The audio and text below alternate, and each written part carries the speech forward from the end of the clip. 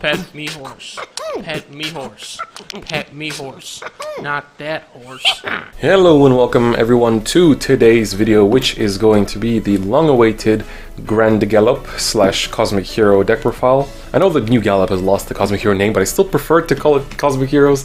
So, this deck is one that I do enjoy playing a lot, and I think it's very fun and also good for beginners, and we do have some new tools, but before we get into the deck, I have two disclaimers to make. One, we're going to be going over two builds throughout the video, so we're going to go over one, which in my opinion is more consistent and overall the better build of the two, and it's a good stepping stone for people that built their Cosmic Hero decks based on my previous Cosmic Hero video, so it's kind of a good transition from there with the new cards. So I just wanted to make it that, so it's kind of nice and cohesive. And the second build that we're going to go over is going to be more of a YOLO rush, not as consistent, but it's more of a, it's easier to cheese out wins type of build. So, there's that. But the second disclaimer, well, the second, three disclaimers. Second one is my voice may sound a little bit off. That's because I'm kind of recovering from a flu, but I should be getting better. And then the final disclaimer is that sadly, the Cosmic Hero deck is still shop tournament level. They got some nice support in this set, but unfortunately, it's still not quite enough to go for the, to win regionals and stuff like that without having quite a bit of luck on your side. So it is quite unfortunate, for me to say that, but it's still good for shop tournament level, and as I said before, it is a good deck for starters, and it's also very fun to play as well.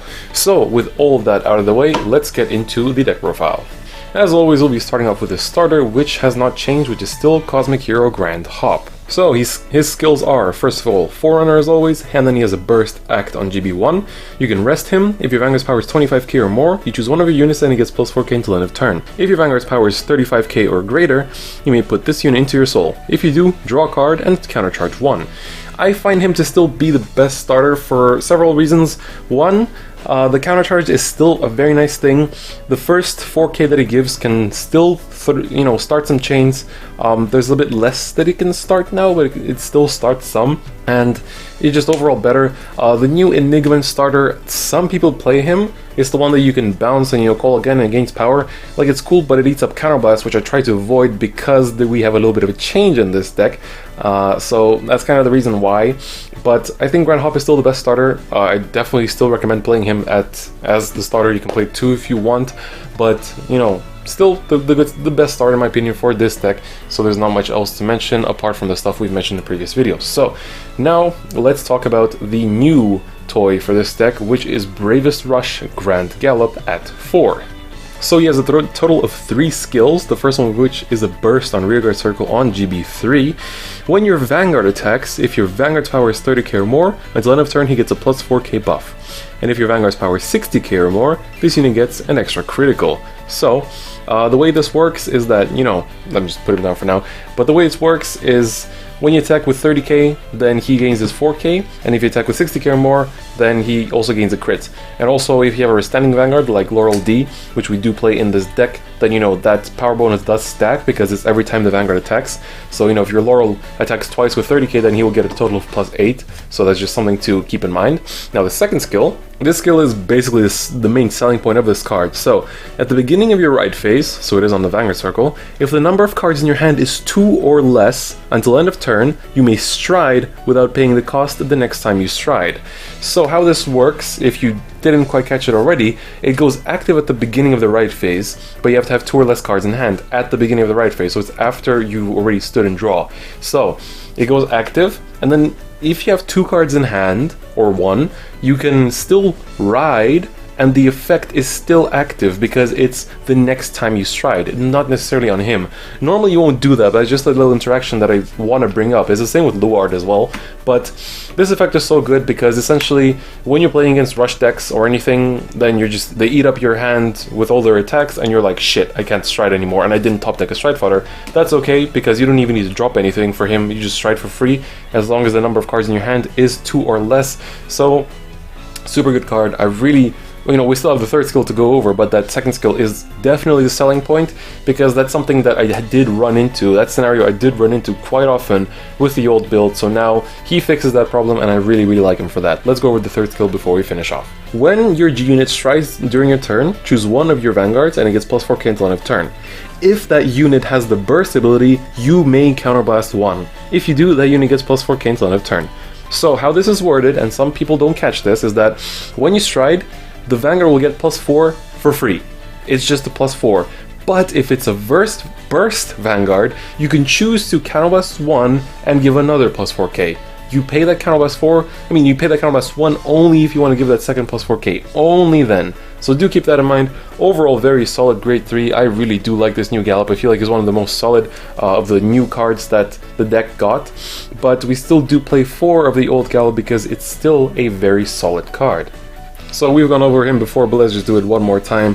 First skill is a GB2 on Vanguard Circle. When this unit attacks a Vanguard, if this unit's power is 22k or greater, this unit gets drive check plus 1 until end of that battle. So drive check 3, just like a stride. Second skill is, during your turn, when you stride on top of him, you can choose one of your Vanguards and give it plus 4k, and the skill that if the Vanguard hits a Vanguard, then you can counterblast 1 to draw a card. Still a solid card. And you know, the reason why I didn't knock down, I did play around mostly with 7 grade 3s most of the time, but there is this new stand trigger we have, which does like you having a few more grade 3s in there, so that's kind of the only reason why he's still at 4, otherwise I would reduce him. There are some builds that play 6 grade 3s, I think those are fine, it all depends on your playstyle, but I'm gonna just advertise the 8 grade 3 still, but if you don't have them, then just put this Gallop down, but I think it's more important to max out this one. Some people will argue, they still think it's better to max out this one. Like, I do agree, I see why, but I just feel like that second skill of this guy is just so good, and you know, his third skill is also quite nice, so overall just a good card. And like, you max him out not just to have him on Vanguard, like to always ride him, but also because his rearguard circle skill is also really nice, so there's that. Next up we have our first grade 2, which is Grandvolver, which we do run at 4. So, first off, Grandvolver does have resist, so that is basically one of his main selling points, and his first skill is a burst act once per turn, so it's not on GB1. You can counterblast 1. If your Vanguard's power is 15k or greater, you choose up to one of your other rearguards, and that unit and this unit gets plus 4k power until end of turn. If your Vanguard's power is 30k or greater, until end of turn, this unit gets the skill that when its attack hits a Vanguard, you can countercharge 2. You're essentially countercharging 1 because you paid 1 counterblast to activate the skill in the first place, but it's still nice. You're not really expecting to get the countercharge off, it's just there for pressure, because if you haven't noticed, Cosmic Heroes are much more rearguard centered DP build, unlike most Dimension Police decks. So it's nice to have this on hit pressure. Usually it won't hit, but it's because of that pressure that it won't hit. So overall, still a good card. Not too much new. There's, you know, we had him in the old deck as well. Like all of these grade 2s actually in the first build are the same as the first build, but you know, I'm just gonna go over them for anybody that didn't see the old one. So next up, we do have Cosmic Hero Grand Rifter. So we still do play McCree at 4, and his skill is a GB1. When he's called, if you have a Vanguard with Gallop in its name, you can counterblast 1, Soul Blast 1. If you do, he gets plus 4k until end of turn, and you give your Vanguard plus 4k until end of turn, and the skill that when your Vanguard attacks a Vanguard, if its power is 40k or more, you can draw a card, but only once per turn, so if it restands, then you won't be able to do that again. So, you know, that wasn't really valid until now, but because of Laurel D, it is a bit more important. So, you know, it's still a very good card. Because this is the more consistent build, I run him at 4 because that draw is still nice. You might think it contradicts with Gallop, but in the end, more cards in your hand is still nice. Gallop's second skill is just there when you're just being shot by Time Leap a million times per turn, and then you need that card to stride. So, you know, it's basically for that. But Rifter is still a good card, but in the other build that we're going to go into, he's not as important because, you know, that's not the focus of that build, but it does help the whole, you know, resources and maintaining the game state for this deck, so there's that. And finally, we have Grand Sub at 3.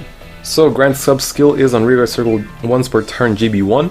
When this unit's power is increased due to an effect of one of your cards, if this unit's power is 13k or greater, choose one of your Vanguards, and until end of turn it gets plus 4k, and the skill that when its attack hits a Vanguard, your opponent chooses one of their rearguards and retires it.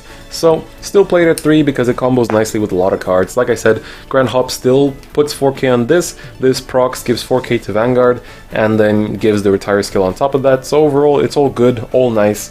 I still like this card, and I think it's still good in every Cosmic Hero deck. And I'm just going to move these up a little bit so we can save some space for the remaining cards and we don't run out of space on my playmat. So, this wraps it up for the Grade 2, so now we're going to go into something, we're going to start off with something familiar, which is everybody's used to, which is for Stride Fighters. This is a Stride deck, so it's not too surprising, and as this is the Gallop Searcher, yes, you can search for either Gallop, because, they're both Gallops, so, decide which one you need to search for. Usually you won't need to search because you have, both are good, so, pretty standard. Don't think I even need to go over the Stride Fighters, but a card that I praised a lot and I think is still very good has been reduced to 3, which is Cosmic Hero Grand Lady. Her skill is an act, you can rest her, you choose one of your Vanguards and gets plus 4k until end of turn. Then if you have a Vanguard with a burst ability, you choose one of your other rear guards and it gets plus 4k until end of turn. Still a super good card because it opens up combos. You can put it on the sub, then puts on, you put it to the Vanguard, then you put it on the sub puts it on the Vanguard, that's a plus 8k immediately. We talked about in the old deck profile the goals of the Cosmic Hero deck. They still have not changed, we just have this extra icing on the cake. So as I keep referring to the old build, I'm just going to say that, that build is in the description if you want to watch it. It's, it is long, but we talk about the goals of the deck, which I don't want to repeat because, it's kind of redundant. So, do check that out if you haven't already. But this card still helps the goal of this deck, and I think she's still very important. But we have this new tool in here that does help the deck out in terms of resources and to last out the game, which is Enigman Blank. Whoa, an Enigman in Cosmic Heroes. So, we play this bad boy at 3. So, he has 2 skills. First one of which is on Rearguard Circle GB2. At the beginning of your attack step, you can put him into the soul to counter charge 1. Very, very good skill. It's a GB2 for a good reason, but at the end of the attack step, meaning every time you attack with anything, so basically, let's say you've attacked with his column, and then you attack with another column, and you're not going to get another attack here, so you can just put him in the soul to countercharge 1. This countercharge 1 is so good. It's so good to the point that we drop countercharge perfect guards. Yep. So, super good card. Just that first skill is enough for him to be super good, but I have to play him at 3 because they're just I'd have to cut a grade 3 essentially for either a 4th lady or a 4th blank, and I'm not sure which one I would put, but I have a 3-3 split, but if you want, you can cut these 2 of these gallops to put them both up to 4, but that might be a bit overkill. You might want to have more grade 2s in there instead. But Enigma Blank is such a good card just for that first skill. But regardless, let's go over second skill, which combos very nicely with the first skill. Burst Act from Soul. You put him into the drop zone. If your Vanguard's power is 10k or more, you choose one of your Vanguards with a burst ability and it gets plus 4k until end of turn. If your Vanguard's power is 30k or more, you choose one of your Vanguards and it gets plus 4k until end of turn. So after you've put him into the soul to countercharge, you just take him out to give your Vanguard a plus 8k buff. He's such a good grade 1. I really love him. I did test 4 of him, 2 of her, but I still wanted 3 of her back. Or, so I just kept shuffling around these ratios, but I really do like Enigman Blank. He's such a good card. I know people won't like Enigmans in Cosmic Heroes, but this card is just too good to ignore. So, get over your egos, my boys, and, it's time to embrace the new Enigmen that are here to help out the deck.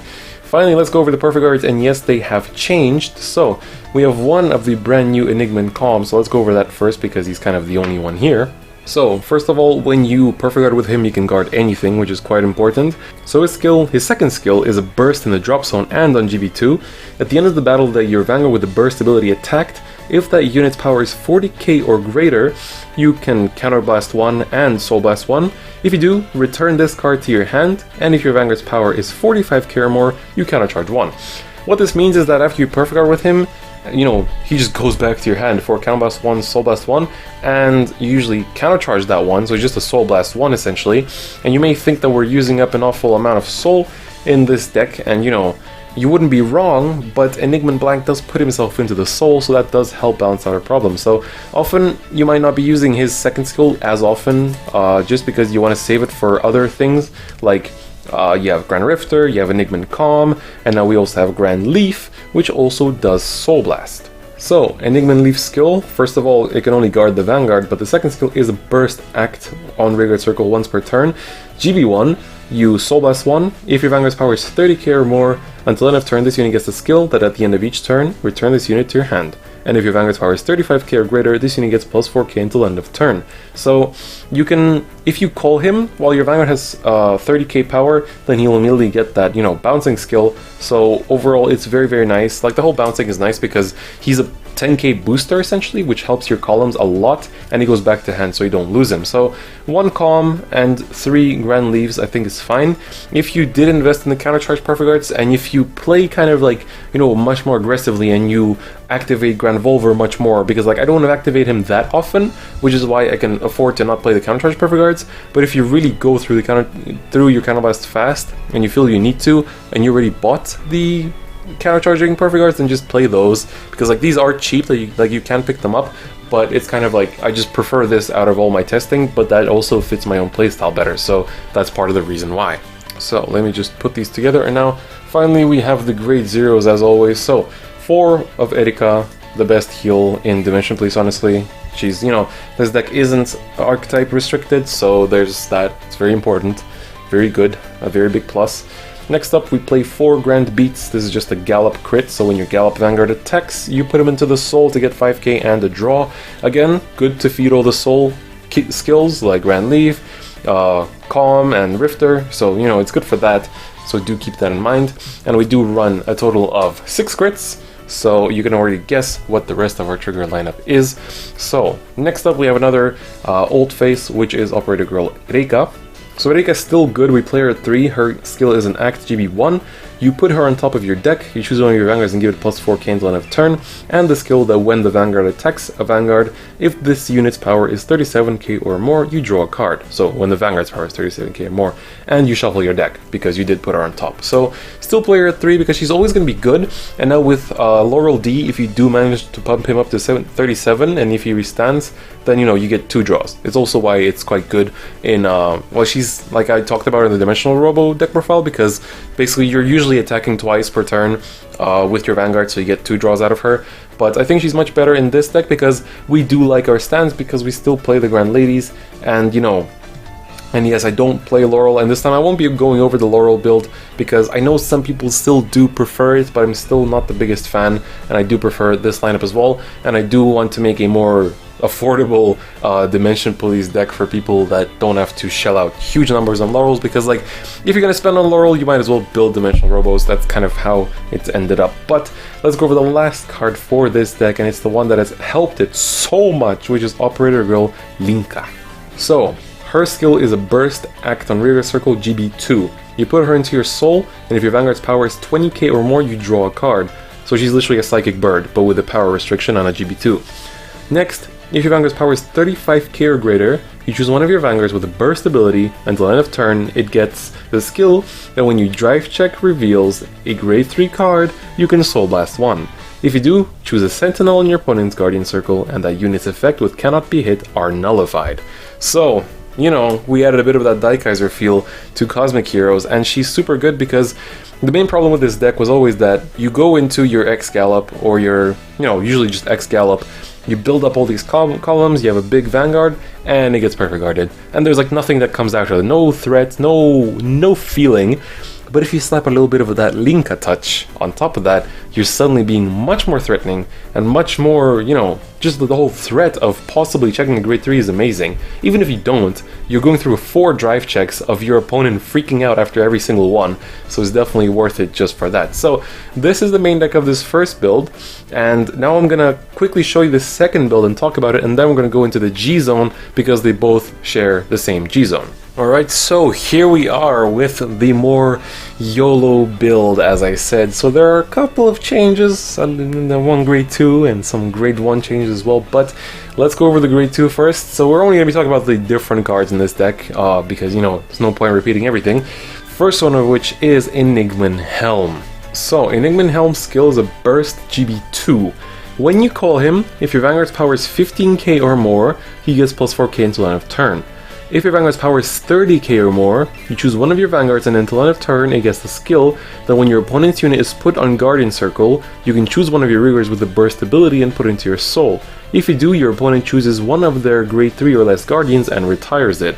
So, his skill asks us to put burst rearguards into the soul.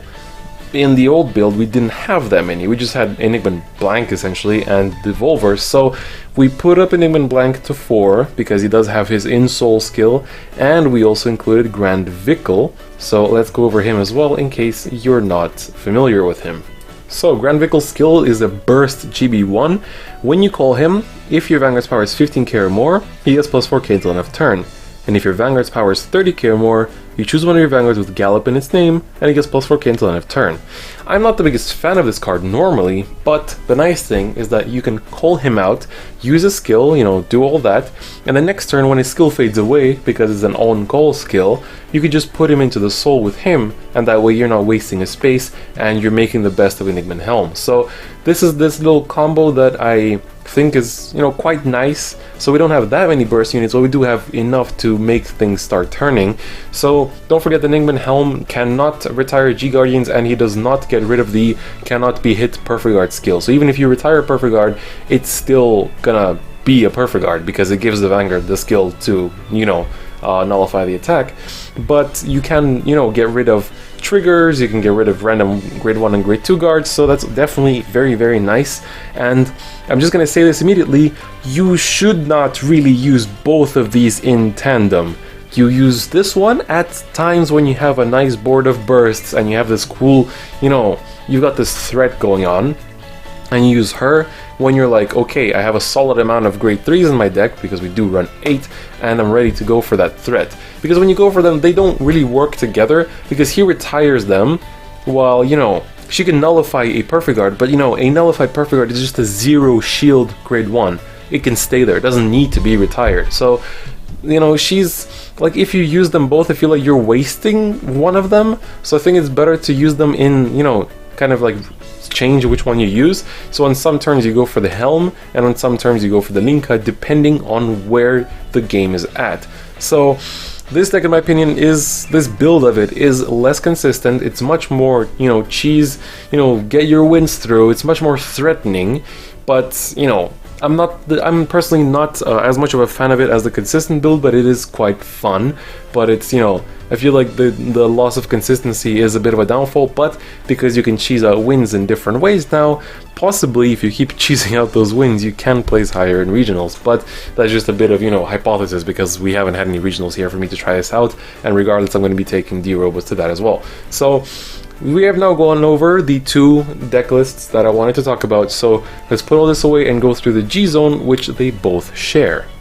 So to start off the G-Zone, we have the OG Horsemaster still in there, X-Gallop, and in my opinion, he's even better now. For those of you that aren't aware of his skill, let's go over one more time. So he's a Burst Vanguard, which is super important, and he has a GB2. When he attacks a Vanguard, he can counterblast 1 and flip a G unit face up.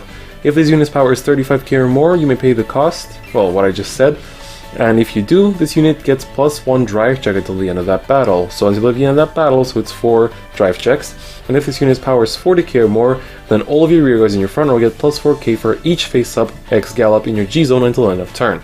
So he's still a very core stride, still the main one you go into, because of that field, front row buff skill and the 4 drive checks. But now those 4 drive checks are even better when you pair them up with Linka, because she makes them possibly guard break. So very, very cool stride, still a great stride, and it's even better now. And yes, I am showing off with my 4 Sps, but still super core, still super clutch. I think he's still the best stride for this deck. And I'm going to talk about another thing that I'm a bit not happy with in terms of the G-Zone after we go through everything, but let's just, get through everything first. So next up we have our GR, which is Commander Laurel D. So Laurel D's skill is the following. It's a Burst Act. You choose 4 of your rearguards and rest them. If this unit's power is 20k or more until end of turn, he gets the skill. When this unit attack hits a Vanguard, you can stand this unit, but that's only once per turn. Then, if his power is 25k or more, he gets the once per turn skill. At the end of the battle that his unit attacked, if the attack didn't hit, you choose up to 4 of your rear guards and stand them. And don't forget, he's 4,000 plus power. He's not 15k thousand plus k thousand, nice, but he is less power, so when you stride him you are on 15, and then you can buff up with all the cards in the main deck to, you know, achieve the proper power bonus, the proper power thresholds. So I think he's a pretty cool stride. He's a good first stride. We have a lot of first stride targets in this G zone, and a bit too many in my opinion, but I really like Laurel D. You can put him down to 1 to put up to 2 another stride we're going to go into pretty soon. But I like Laurel D. I think he's, like, I talked about this in a few videos already, but I think it's just the impersonation of what Dimension Police is. So overall, good stride. He's a fun first stride if you have already built up the resources, but you know, that might not happen, so you might go into him a bit later. But you know, the timing is always a bit awkward, so he's not perfect, but he's alright, and he does have burst, which is definitely good for, well, like with our first deck, it's good because we can pair it up with our Grand Lady. Another nice thing with Laurel D is that you can put down your Reika, which is one of your stand triggers, or like either of the stand triggers, and rest them for the skill, and then, you know, you can put them, well, one back to the deck, one in the soul, and then it will still have counted for its cost, but you can still get rid of them. So it's quite nice for that reason. So any of the things that go into soul are pretty good to use to pay his cost, so do keep that in mind. Next up, we do have 2 X-Tigers, so in case you're unaware of his skill, when he attacks a Vanguard, you may flip a unit face up. If you do, he gets plus 4k for each face-up card in your G-Zone until the end of that battle, and if this unit has 45k or more power, then he gets an extra critical. I find this card to still be good because on first stride he opens up your GB2 in case you need it, but overall, like, you won't really need it anymore. It's not 2016 anymore. But I like him at 2 because 1, I feel like the deck can afford that kind of space, and he's always going to be a nice finisher. And the main reason why he's at 2, and which is also the main problem with this deck in general, is the deck can barely do shit against control decks. If you get field nuke, if everything gets locked, even if you have the new Gallop skill to, like, if your hand's depleted, you know, like you'll say you have 1 card in hand, you draw 1, okay, you get to stride for free. But what are you gonna do with those 2 cards if you have nothing on the field? Like, sure, you can put them down for Gallop, but it's gonna be kind of like half-assed unless they're both grade 2s, and then, you know, you won't be able to do Laurel D, and then X-Tiger is like the only thing because it doesn't require field. X-Tiger is the only stride in this deck that doesn't require you to have any field presence. Well, it's one of the only strides, but it's the only one that you're really, like, gonna go into in that position, like, you know, with confidence. So it makes me sad that we don't have other things. Like, D-Robos have, like, Die Earth if they get field popped. They have Daikaiser Leon just for whenever, but it doesn't require field. And, you know, Dimax does, but, you know, it's supposed to. So, you know, but you can still, with Dimax, still call things and then buff them up. So it's sad that in this deck is just X-Tiger, so we do play 2 of him just because, like, when you're facing Link Joker, what else are you gonna do? You know? It's just kind of there for that. The only other card that you can go into, which I still play, is the X-Phoenix. X-Phoenix's skill is at the end of the battle that he attacked the Vanguard if his attacking power is 35k or more. If the attack didn't hit during that battle, you can count on +1 to draw a card. Again, if you didn't know, this pairs up well with the old Grandgallop, so, you know, it's literally just there to pair up with the old Grandgallop when you do ride into that, but I wouldn't really stride him when you're on the new Gallop, because then, you know, if you hit, you're not really getting that much out of it unless you use Grand Sub. So there's that, but he's one of the other cards that you can go into if you're against Link Joker or anything that's really killing your field all the time, so there's that. And now the final stride is X-Lead, and yes, as I mentioned before, you can put down your Laurel D to 1 if you want to play 2 of these. I know he's overall a very nice card, but let's go over his skill before I talk about tips with him. So he has 2 skills, first one of which is a Burst. When his attack hits, if his power is 35k or more, you draw a card. Then if his power is 40k or more, you can choose one of your rear guards and stand it, so it's pretty nice for that.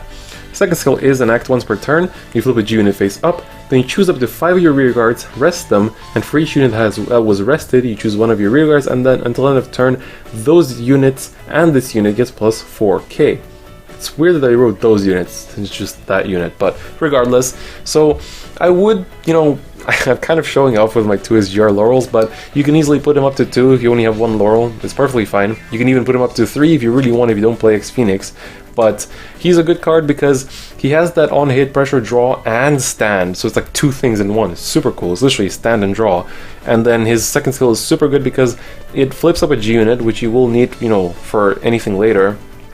And the 4k buffing is super cool because you can rest 3 and then give him 12k and a rearguard 12k. So I really like him for that. I think he's a super solid strat, and his art is also amazing. I just love that art so much. I wish it was a double rare, but you know, his skill isn't exactly good enough for a double rare, but still good stride. But as I said, feel free to put him down, put him up to 2 and have a laurel at 1. So it's pretty chill. So this is just me basically showing off about my laurels. But next up, Sabriz. Pretty sure we all know what he does. He's just there for the, you know, when you're getting, when your opponent's stuck at grade 2 or staying stuck at grade 2 and you need to unlock your generation breaks, so it's important for that. And then the rest of the G-Zone you may have already seen in a different deck profile, but let's go over it anyway. First off, we have Super Cosmic Hero X-Caribou. So its skill is when you guard with him, if the opponent's attacking units, if the opponent's attack power is 30k or more, he gets plus 10k shield until the end of that battle. Then you can choose a card from your hand and you may discard it. If you do, you choose your Vanguard and gets plus 4k until end of turn. So you give it plus 4k during your opponent's turn for that extra defensive power to protect against those annoying 11k and 12k attackers. So this is especially good against Time Leap, which does throw a lot of those at you. So, you know, when you're against Time Leap, you will usually use that second skill, especially with this deck, which dies to Rush. Rush really hurts this deck a lot, so, you know, to help compensate for that, we do have the new Gallop skill, but this does help a lot as well. We don't run draws, so, you know, be careful with what you discard, but, you know, it's still a very nice G-Guard. But again, I said this in the Dimensional Robo deck profile, but we only play one of this because overall, as I playtest the deck, there's less people that are attacking with 30k or more, especially with their Vanguard, and it's much more like, you know, 26-ish, 28 and stuff like that. So just thought I'd point that out. And then, you know, because of that, we play the 2 Enigman Patriots. Enigman Patriot's skill is when you guard with it, if your opponent's attacking power is 20k or more, you get a extra 5k shield until the end of that battle. So I already said this in the D-Robo deck profile. It's just, you know, 20k shield, solid drop. It's pretty much always going to go off, so it's nice, no extra cost. It's just good for that. And then 1 GO5, you could play 2 if you don't have a Dismal. But, you know, it's a bit like this is the one deck that can really play GO5. The others are kind of like, you know, it's kind of like a situational thing. Well, this one can pretty much get it off every time. So, GO5 skill is when you guard with it, you can Soul Blast a card with 5k or more power. If you do, he gets plus 10k shield until the end of that battle. Then, if a card was put into your damage zone during this turn, he gets an extra plus 5k shield until the end of that battle. So, good because, you can Soul Blast almost anything in your deck. You have a lot of triggers, well, some triggers that go into your soul. You won't be able to Soul Blast those because they have less than 5k, but overall it's most things that you can Soul Blast, so it's pretty good. But as I said before, you gain a lot of soul in this deck, so it's not really a problem, so that's why GO5 fits pretty well in Cosmic Heroes. So good G-Guard, you can bump up to 2 if you don't have Dismal, and once again, if you don't know what Dismal does, it has Resist, and when you guard with it, you can choose one of your rear guards, and until the end of turn, it cannot be hit and cannot be chosen by your opponent's effects of your opponent's cards. So this is essentially the G-Zone for the deck, and I think it's pretty solid. Like, it's still nice. I just, as I said before, I wish we had answers to control decks, because for now it's just X-Tiger and sometimes X-Phoenix, because this needs field, this needs field, this needs field, so it's pretty sad, and there's not much else to go into apart from random on-hit things, so apart from things like X-Falcon, so it's a bit sad, but you know, that's how the cookie crumbles. So as I said at the start, that's how the deck rolls. You know, it's not super high tier or anything, but it is very fun and a good deck for beginners as well. So this is pretty much it for me today. Thank you very much for watching, and I do hope that this helped. And now that that's all out of the way, I can get on to some other things. I'll see you guys next time. Bye bye.